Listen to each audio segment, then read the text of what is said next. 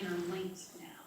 From your perspective, looking at this through the prism of environmental specialists, do you have areas that are of most concern to you? I mean, does the map match what we just heard from Nancy in terms of those specific references to Syria, to South Sudan, to Yemen? I think the map is incredibly complex. Yes, when you overlay the correlation of the efficiency, climate impacts, what countries are most vulnerable to climate change in line with the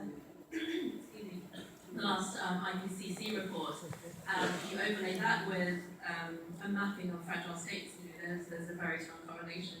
But what I think is really important to note is that it's not simply the countries that are most vulnerable to climate shocks, it's not the extremity of the shock that will determine the risk of conflict, but rather the pre-existing socio-economic and political backdrop against which this shock is going to play out that will determine whether it becomes a disaster or not, a humanitarian crisis or not.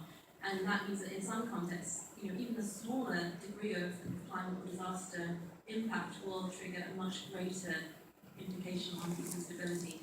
If we look at somewhere like Nigeria or Pakistan, maybe not as much of a priority for the climate change, adaptation or disaster risk response, resourcing or programming as other places that receive much more attention, like Bangladesh.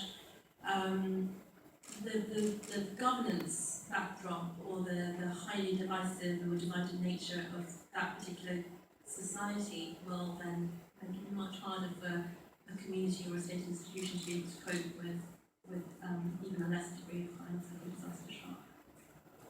Dr. Redline, is